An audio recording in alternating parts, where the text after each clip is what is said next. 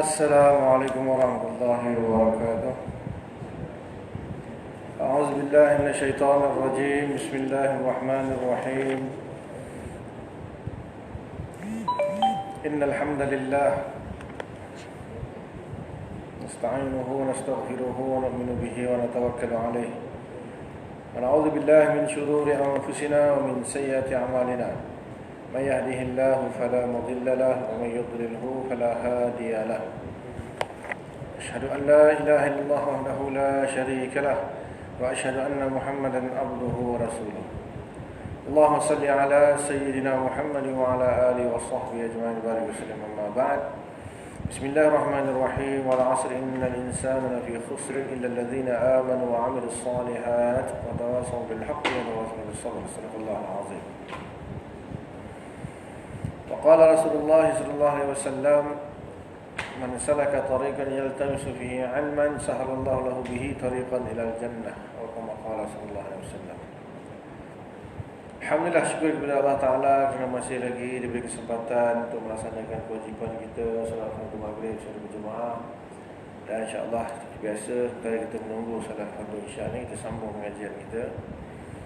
Malam ni insya-Allah akidah Ahlussunnah wal Jamaah, kitab risalah akidah Ahlussunnah wal Jamaah, matan Ummul Barahin oleh Imam Sanusi rahimahullah. Dan sebelum kita mulakan, sama-sama kita buka dengan bacaan kita Al-Fatihah.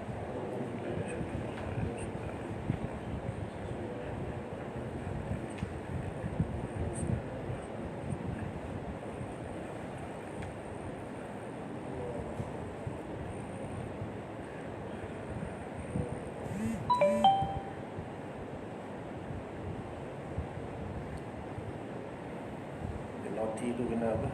Off kan? Nanti dalam recording dia bunyi.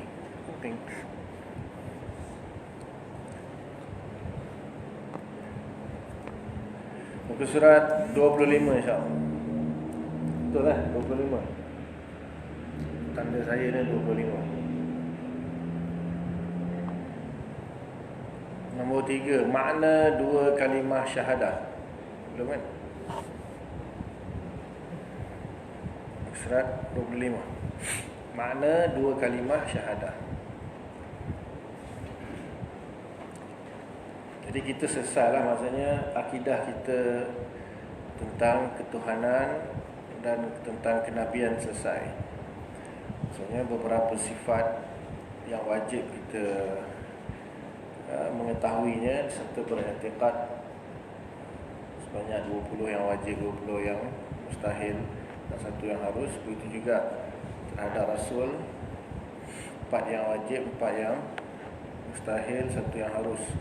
Walaupun Imam Sanusi bagi 3 saja, tapi tambahlah, mutaakhirin tambah. Bila kita total kan jadi 50 sebenarnya. Itu dalam akidah Kifayatul Awam tu kita bahas dah detail dia. Ini untuk fokus kepada yang wajib saja.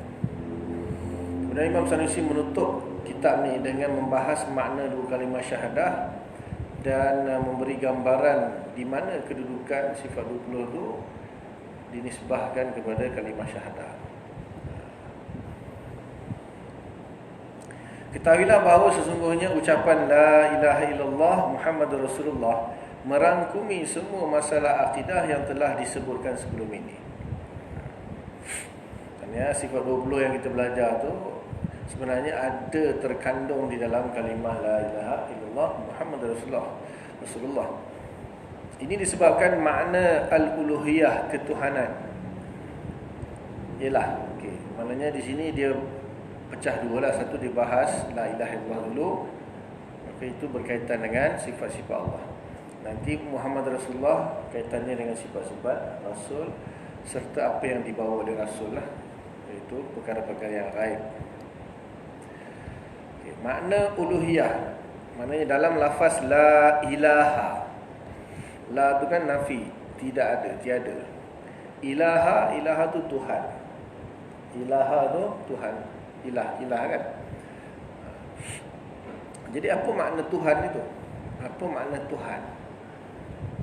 Apa makna Tuhan? Itu maksudnya di situ dia kata makna uluhiyah ataupun ketuhanan itu ialah yang pertama, Tuhan Maha Kaya daripada segala sesuatu. Macam dah sudah je rasa. Belum? Belum kan? Okay. Kalau dah sudah pun ulang balik lah. Terasa macam dah sudah.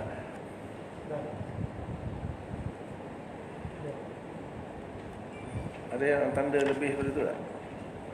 Ada eh? Ada, okey, tak apa. Dah eh? Nanti nombor? Muka surat 28. Tu boleh rasa macam sama je.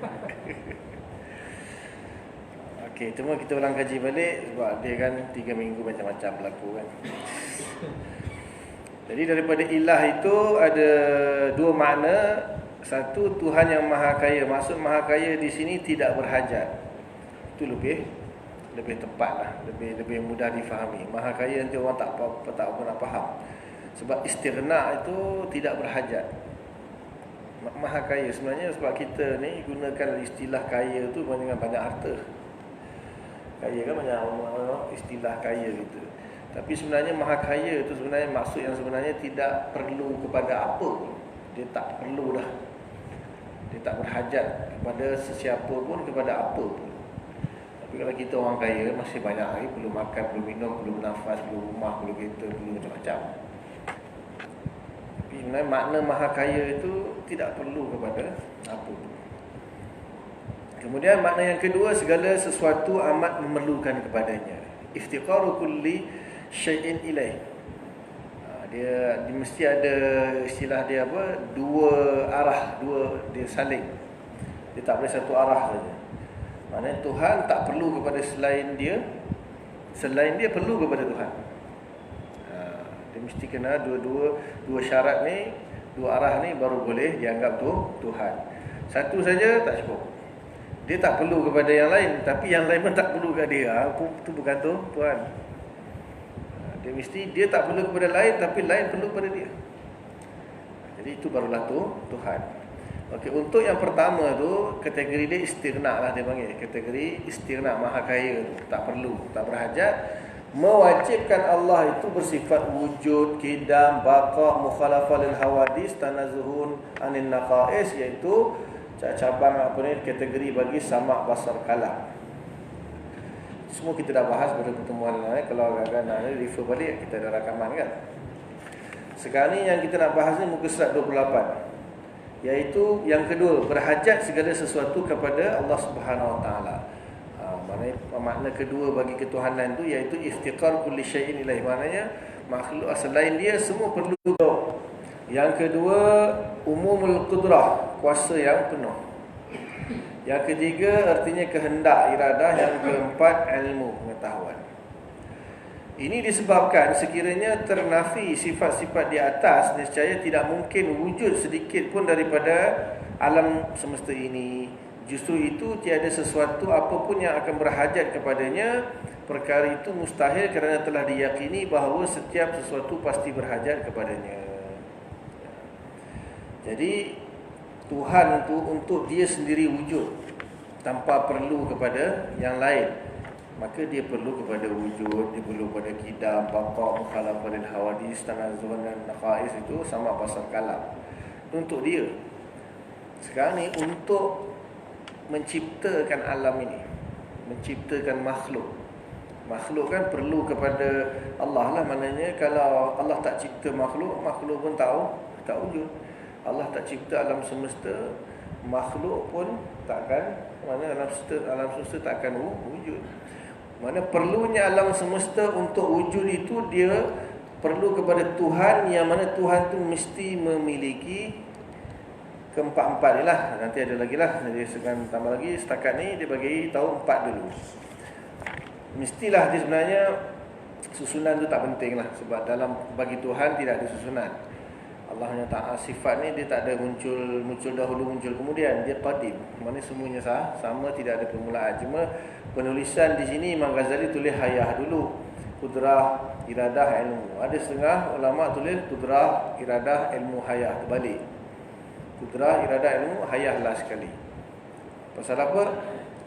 Sebenarnya kalaulah sesuatu itu dia bersifat dengan kudrah, iradah, ilmu, mestilah hidup. Jadi sebab tu Imam Ghazali letak hidup dulu. Kalau tak hidup macam mana ada kudrah, iradah, ilmu? Tapi kalau kita kaji dalam apa ni, sebelum ni Imam Sanusi beritahu dia letak kudrah dulu, lepas tu baru iradah, lepas tu ilmu, lepas tu baru hayah. Tak kisahlah susunan tu, tak ada masalah. Jadi maknanya Tuhan kalau nak mencipta, dia mesti ada kudrah. Takkan Tuhan tak ada kudrah pun. Begitu macam mana dia nak cipta alam semesta? Tak ada iradah, tak ada keinginan, tak macam mana dia tak ada, orang yang tak ada keinginan dan tak ada ilmu. Nak buat cokodok pun kena ada ilmu, apalagi nak cipta alam semesta, nak mentadbir dan sebagainya. Maka itu dan kesemua tu mestilah hidup. Takkan Tuhan mati, mana benda mati, mana ada boleh ada kudrah, iradah, ilmu? Mestilah hidup. Ini disebabkan sekiranya ternafi sifat-sifat di atas, nescaya tidak mungkin wujud sedikit pun daripada alam semesta ni. Goyang-goyang saya ni memang tak tidur diam. tak lagi ya, tak apa ya. Tak, ni bersebab ke? Tuhan tak perlu bersebab kan dengan nak kehendak sesuatu ni. Maksud? Yalah, kalau keperluan dia suruh macam Tuhan nak binasakan dia, kena bersebab ke? Allah Ta'ala boleh buat tanpa sebab, Allah Ta'ala boleh buat dengan sebab. Dua-dua boleh. Tapi Allah Ta'ala jadikan sebahagian perkara, terutamanya lah dalam kehidupan kita ni, mesti bersebab. Nanti di syurga tak ada sebab. Pada kita lah bersebab lah. Kita perlukan sebab lah. Pada pandangan kita lah bersebab. Kalau Allah langsung, Allah tak perlu sebab. Allah buat, sebenarnya kan kita dapat Allah tak perlu. Mana Allah buat sesuatu tanpa sebab. Maknanya apa sebab Allah ciptakan alam semesta ni? Tak ada apa. Kerana suka hati dia nak sekadar nak menunjukkan kekuasaan dia, itu je. Contoh yang saya cerita Zeus tu kan. Zeus ciptakan manusia supaya manusia menyembah dia. Kalau manusia tak menyembah Tuhan, Zeus tu dia makin lemah. Maka dia perlu kepada sebab dia ciptakan manusia tu supaya manusia semua beribadah, worship dia, dan dia akan semakin kuat. Kalau manusia mula tak worship dia, dalam cerita Wrath of the Titan lah. Apa? Tengok juga. Tengok. Apa ni dia punya saja, tengok ideologi dia orang, aku fikir lah. Tengok kan, siapa pelakon dia tu. Liam Neeson.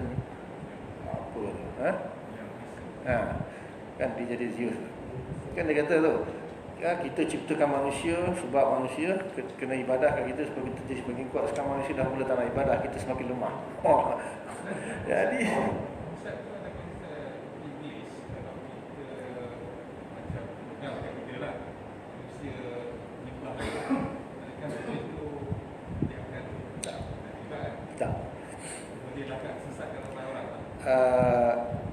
Allah sebenarnya Allah lah. Jadi Allah tak jadikan benda tu asbab iblis jadi kuat disebabkan kalau kita ada orang menyembah iblis akan jadi kuat. Allah tak jadikan asbab tu.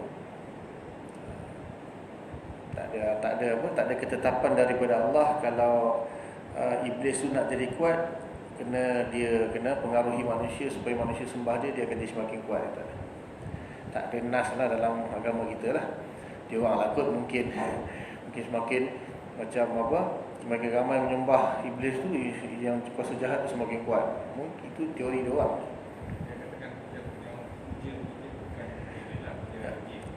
Tak ada apa pun. Allah Ta'ala semua berlaku dengan kehendak dia. Semua berlaku dengan kudrah dia, berlaku dengan kehendak dia. Iblis jadi kuat ke, jadi lemah ke, itu kehendak Allah, kudrah Allah. Dalam dunia tak ada apa pun yang terjadi melainkan mesti bertakluk, berhubungan dengan kehendak dan kuasa Allah, kudrah Allah.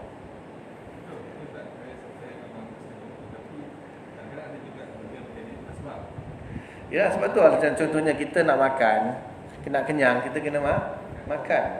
Dia Allah ciptakan, Allah memang buat hukum tu untuk kita. Allah juga yang tentukan, kalau kau nak kenyang kau kena makan. Allah yang buat tu.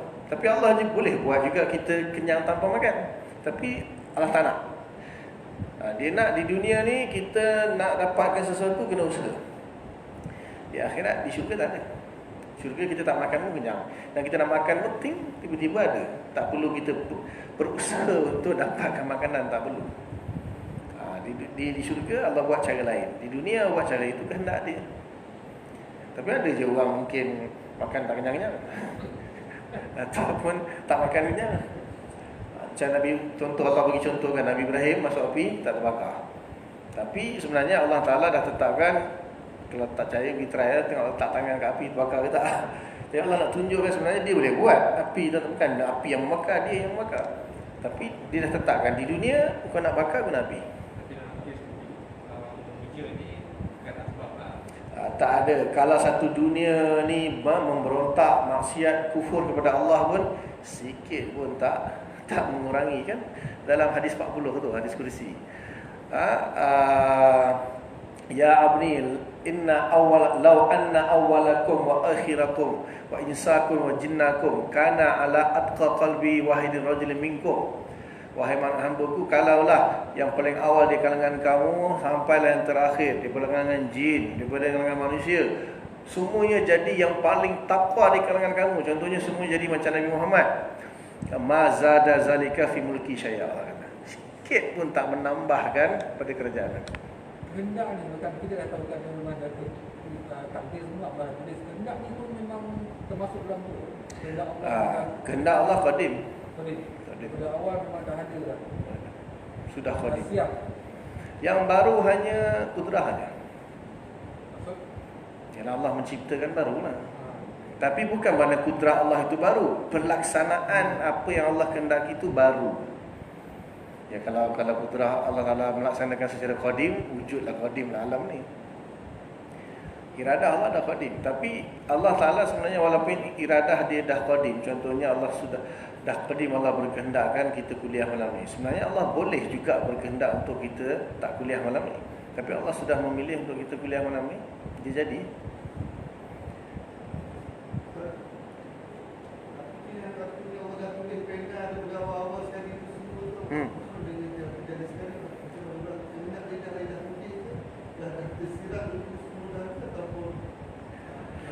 Okay.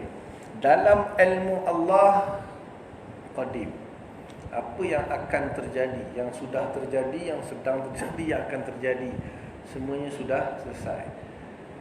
Iradah Allah, kehendak dia pun selesai dan sama dengan ilmu dia. Maksudnya apa yang dia tahu itulah yang dikenali, apa yang itulah yang diketahui. Dia takkan mungkin berbeza.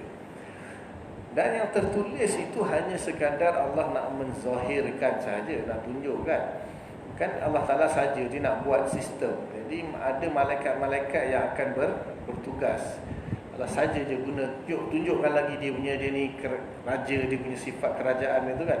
Allah buat semua tanpa malaikat pun boleh.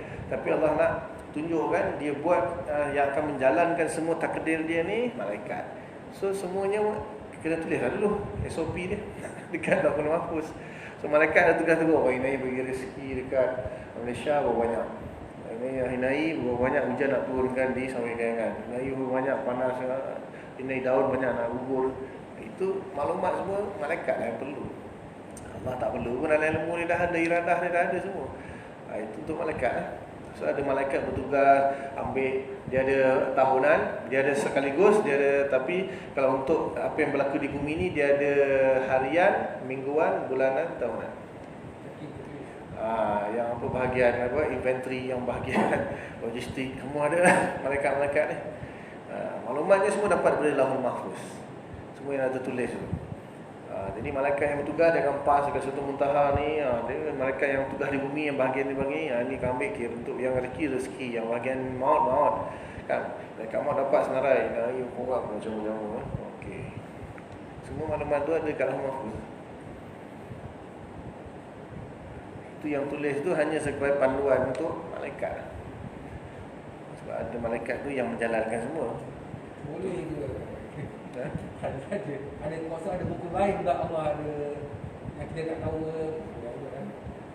Dia ada yang paling umul kitab dia, asal dia Lauhul Mahfuz. Kemudian ada catatan para malaikat. Ada dia banyak.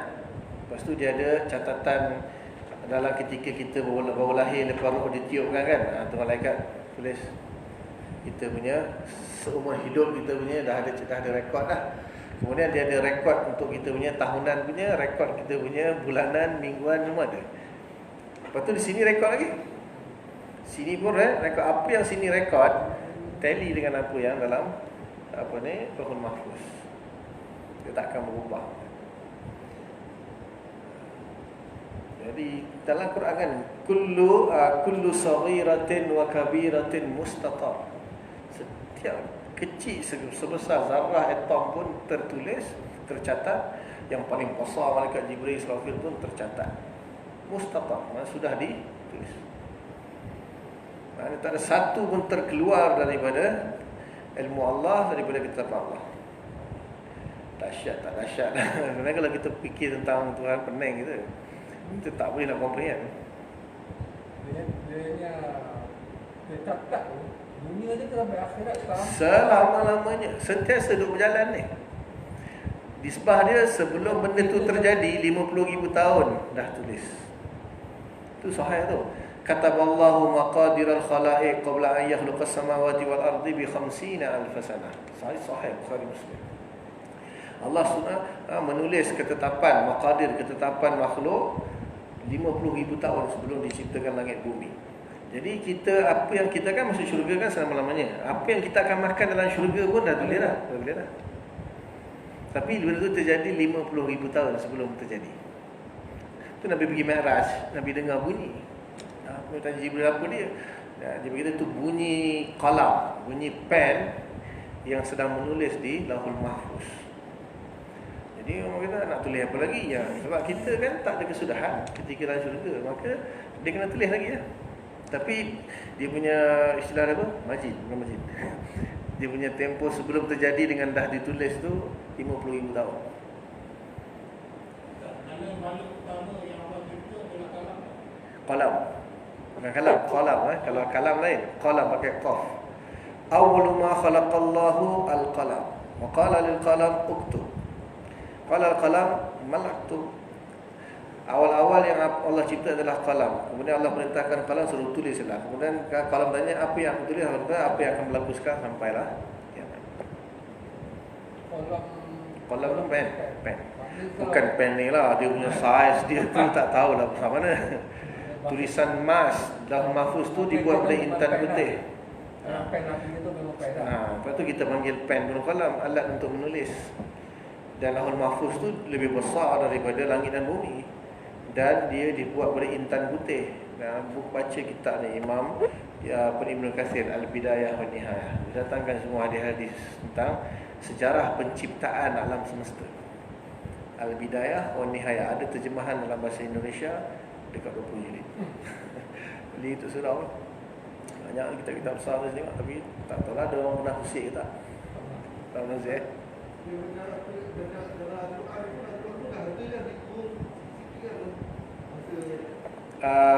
dia ada dua lah. Al-Quran ada cerita, hadis pun ada cerita. Tapi Al-Quran tak cerita semua kadang-kadang.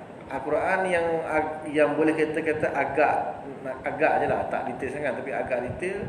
Surah Fussilat, Allah cerita tentang yang 6 hari tu kan, fi sittati ayyam tu, 2 hari Allah cipta apa, lepas 2 hari cipta apa, lepas tu 2 hari cipta, itu dalam surah Fussilat. Itu kena mengajar tafsir. Ada mengajar tafsir sini? Ada. Nanti kita habis kitab ni dah masuk tafsir.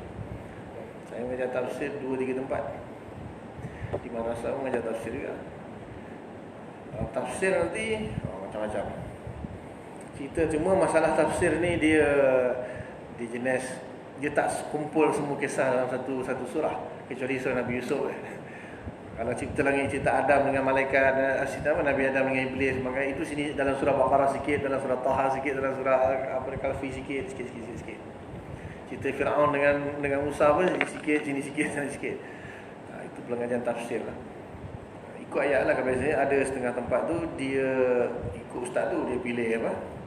Dia pilih. Kalau betul nak cerita tentang sesuatu masalah, kita tak gunakan tafsir atau hadis, kita kena guna kitab lah. Mana ulama kumpulkan semua, pilih ayat-ayat Quran yang berkaitan dengan cerita tu, buatlah satu kitab. Macam inilah kan, semua yang berkaitan dengan akidah boleh satu kitab. Semua yang berkaitan dengan fiqh boleh satu kitab. Itu yang jadi kita akidah, kita fiqh, kita sirah, kita. Tapi kalau mengaji Quran hadis ikutlah. Kalau Quran lagi lah. Kalau hadis masih lagi ulama susun. Ulama susun kitabul iman, kitabul solat, ya, kitabul zakat, kitabul saum, atau kitabul jannah, kitabul nar, kitabul sirat, kitabul mahsyar, kitabul qiyamah, kitabul fitan. Itu ada hadis. Dia ulama boleh susun lagi. Tapi itulah hadis sikit-sikit lah cerita. Cerita ni, cerita sikit, detail tak detail. Ni yang cerita tentang sejarah penciptaan alam ini, al-bidayah wa nihayah.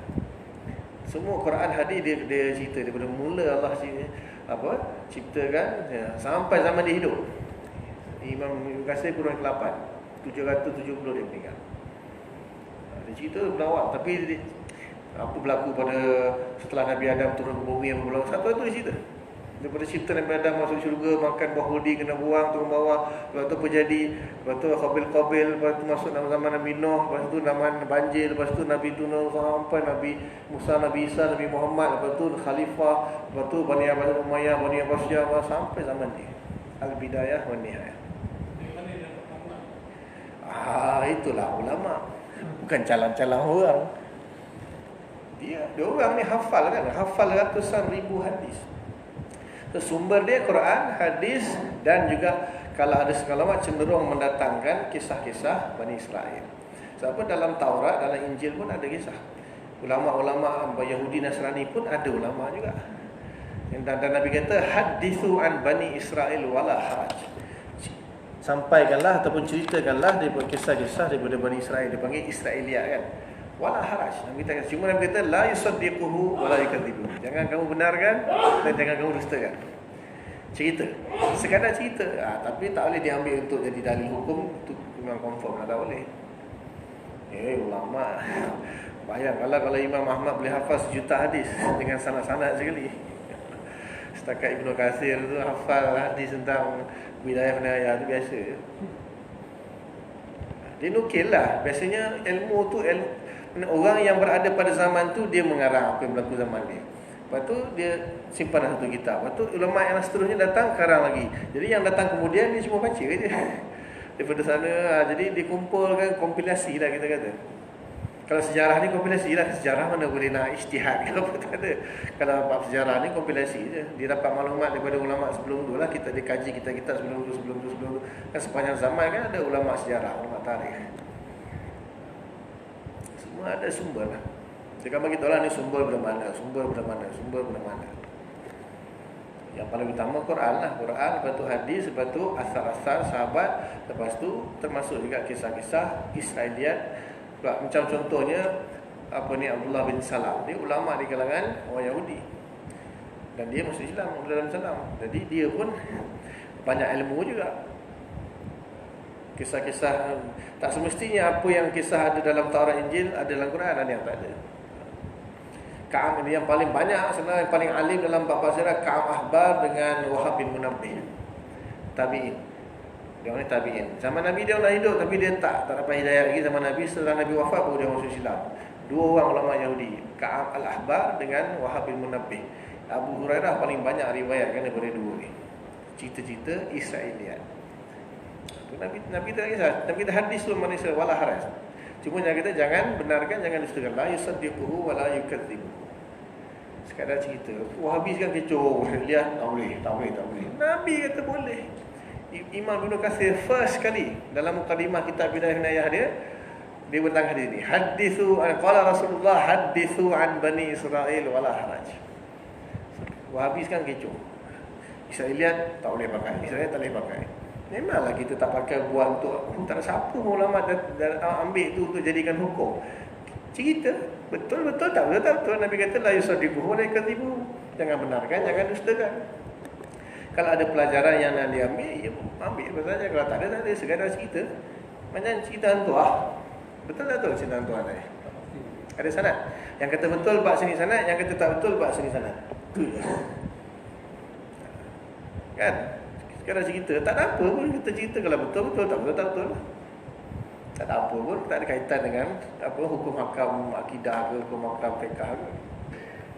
Kalau yang minat sejarah lah. Dia selain daripada bidayah nihayah, Imam Ibnu Jarir At-Tabari, At-Tarikhul Umam wal Muluk, 4 jilid. Kemudian Imam Ibnu Asir, tadi Ibnu Katsir ni Ibnu Asir, Al-Kamil fi Tarikh. 3 ni. Satu lagi dah ini yang masyhur ni Ibnu Khaldun, Tarikh Ibnu Khaldun. Tapi semuanya kalau semuanya berjilid-jilid dah. Bahasa Arab tu kan, nak bahasa Melayu setakat ni yang saya pernah tengok dekat Ismail Hakim tu, dia yang terjemahkan tu Kitab Ibnu Katsir ni, bila dekat 20 jilid. Satu jilid mungkin RM100 kot. 20 jilid mau RM2,000. Orang Melayu tak tahu bila terjemah tu. Yang kecil-kecil macam ni boleh lah terjemah. Okey, kita masuk balik. Jadi itu 4. Okay, yang kedua, mewajibkan bersifat wahdaniyah. Artinya tiada sekutu bagi zat Allah Subhanahu Wa Taala, sifat dan segala perbuatannya. Ini disebabkan sekiranya ada sekutu bagi Allah Subhanahu Wa Taala, nescaya tidak akan berhajat kepada Allah Subhanahu Wa Taala sesuatu apapun kerana lemahnya kedua-dua Tuhan tersebut. Perkara ini mustahil kerana telah diyakini bahawa setiap sesuatu pasti berhajat kepadanya. Maksudnya kalau ada Tuhan yang lain, mungkin makhluk tu tak berhajat kepada Allah, berhajat kepada Tuhan lain. Dia mesti Allah mesti satu. Supaya semua mesti berhajat kepada lain. Dah jadi satu je, tak ada Tuhan lain lah, maka semua makhluk perlu berhajat kepada dia. Maka Tuhan mesti wahdaniyah, bersifat wahdaniyah esa. Kalau ada Tuhan lain, maka boleh jadilah, boleh jadi makhluk tak perlu kepada Allah, perlu kepada Tuhan yang lain, kan? Yang ketiga, menghukumkan yang alam semesta ini baharu, tidak qadim. Ini disebabkan sekiranya alam ini qadim, maksudnya alam ini tak berhajat kepada Allah Ta'ala untuk mewujudkannya. Perkara ini mustahil kerana telah diyakini bahawa setiap sesuatu pasti berhajat kepadanya. Falsafah kan. Falsafah kata alam ini qadim. Alam qadim tak perlu diciptakan oleh Allah Ta'ala. Dah qadim. Jadi alam mesti baharu. Sifat baharu bagi alam itu menunjukkan dia berhajat kepada Allah Ta'ala.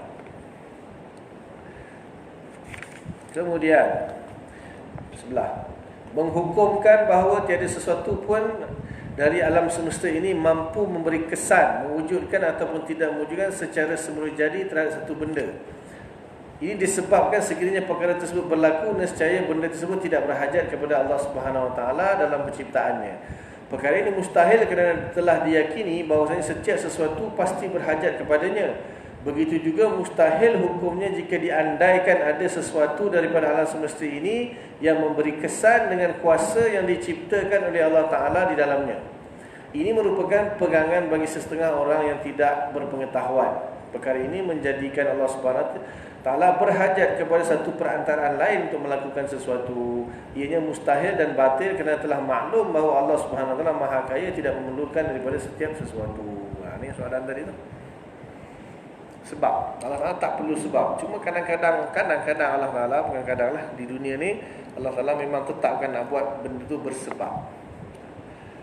Tapi bukanlah bila dengan sebab tu, contohnya dengan api membakar kan, bukanlah Allah Ta'ala letakkan kuasa atau kudrah kepada api itu untuk membakar. Tidak.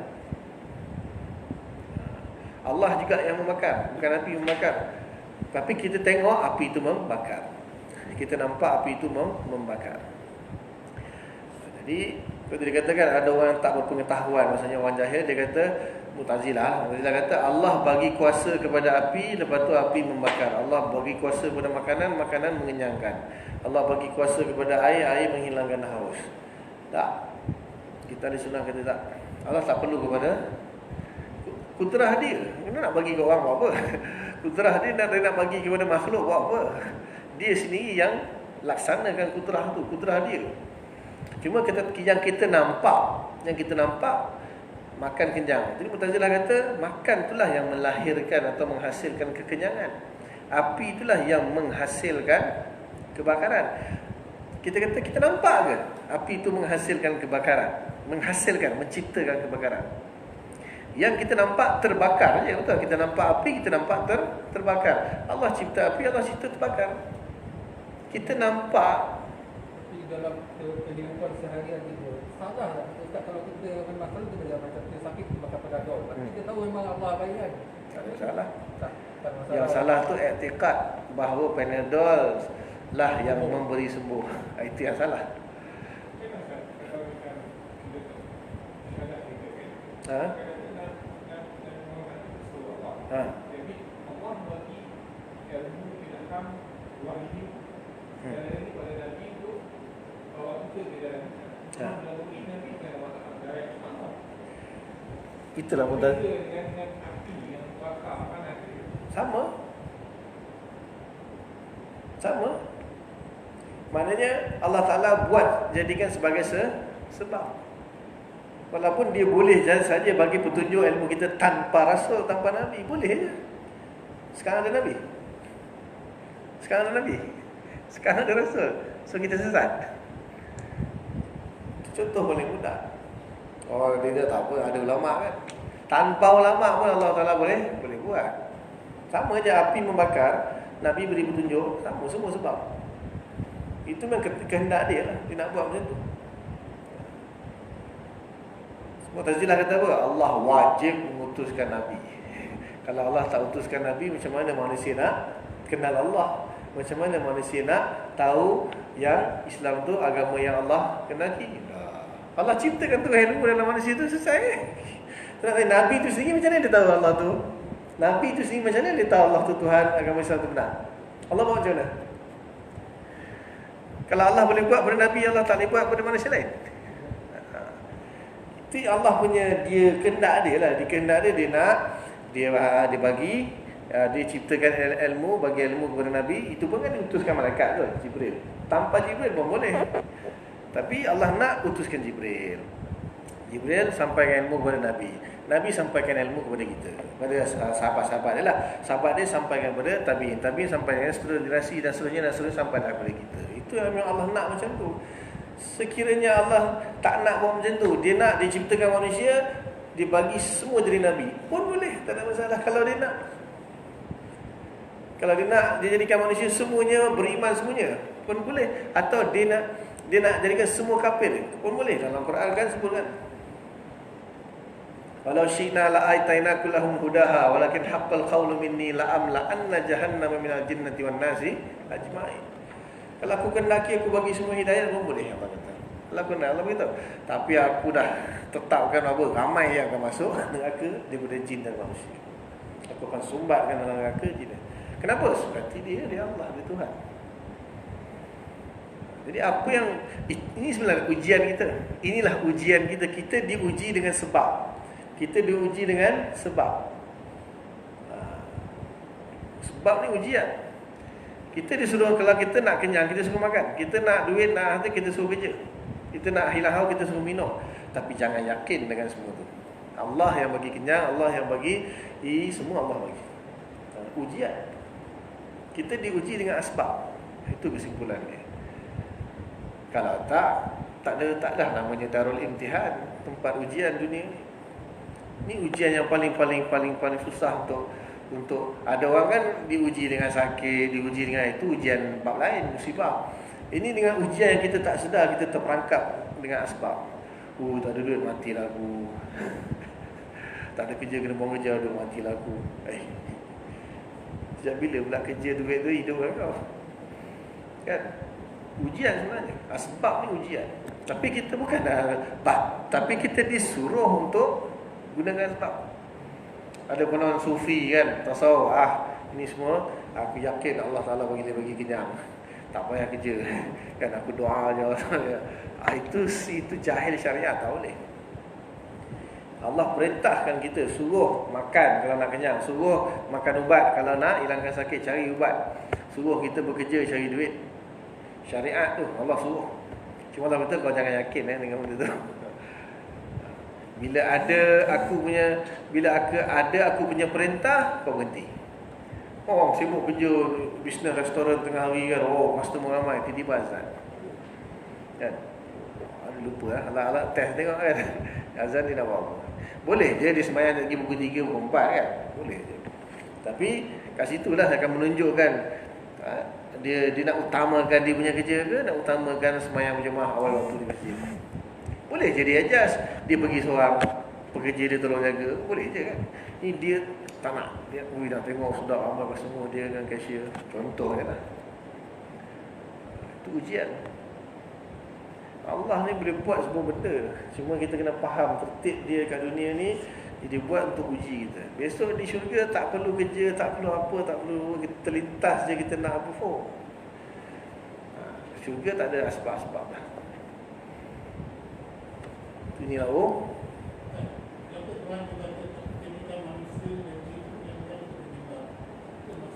apa dia?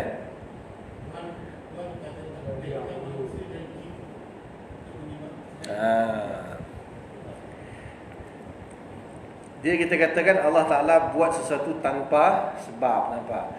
Jadi kalau kita baca ayat tu, lam tu pun sebenarnya li ta'lil. Li ta'lil tu untuk sebab. Wa ma khalaqtul jinna wal insa illa liya'budun. Tidaklah aku jadikan jin dan manusia melainkan untuk beribadat kepada aku. Jadi seolah-olah sebab Allah ciptakan manusia itu supaya beribadat. Ya, tapi bukan kembali kepada Allah, kembali kepada manusia itu sendiri. Tak kembali kepada Allah. Kalau manusia itu ibadat kepada Allah, apa jadi kepada dia? Masuk neraka. Allah buat bukan sebab untuk dia, sebab untuk manusia tu. Jadi Allah buat manusia supaya manusia itu menyembah Allah, dan Allah akan bagi balasan syurga kat dia. Allah tak perlu kita punya ibadat, tak perlu manusia, tak perlu ibadat manusia. Tak perlu. Jangan anggap Allah perlukan manusia, Allah ciptakan manusia supaya dapat beribadah kepada dia. Kalau manusia tak beribadah kepada dia, taklah dia ni tak jadi Tuhan lah. Contoh yang lain, kenapa Allah ciptakan langit bumi? Kalau Allah tak cipta langit bumi, maknanya dia ni bukan pencipta lah. Untuk membuktikan dia ni pencipta, dia kena ciptakan. Untuk membuktikan dia ni pemurah, dia kena bagi rezeki. Membuktikan dia ni maha pemberi rezeki, dia kena bagi rezeki. Supaya kalau dia tak buat benda tu, dia bukan pemberi rezeki lah, dia bukan pencipta, betul? Tidak. Allah tak cipta apa-apa pun, dia tetap maha pencipta. Allah Ta'ala tak bagi rezeki pun, tetap dia maha memberi rezeki. Allah tak perlu kan sebenarnya tu. Tapi kita fikir, kita rasa macam tu. Sebab apa? Kita tengok kita. Contoh yang saya bagi contoh selalu kan, ada orang diklaim di apa, di Sawi Kayangan ni, orang yang paling pemurah, paling dermawan, aku lah. Oh, banyak kan penderma. Belum lagi, satu sen pun aku tak derma lagi. Tapi aku memang sifat aku penderma. Percaya tak? Percaya tak? Tak percaya. Orang hanya akan percaya setelah dia infak memang banyak-banyak, baru dia itu dermawan lah. Ini aku dermawan, paling pemurah di. Banyak dah derma. Belum lagi, nantilah. Tapi aku ada sifat tu. Orang dah sembang lebih. Betul? Allah tak perlu. Allah tak perlu nak buktikan, kerana nak buktikan kata dia ni Tuhan, dia kena ciptakan manusia sembah dia, barulah dia ni dianggap sebagai Tuhan. Kalau tak, siapa nak kenal dia Tuhan? Allah tak perlu benda tu. Jadi Allah Ta'ala buat semua ni, kita cakap dengan hikmah. Ada hikmah di sebalik semua perbuatan Allah, ada hikmah, ada kebijaksanaan dia, ada wisdom dia. Bukan kerana perlu, bukan kerana sebab.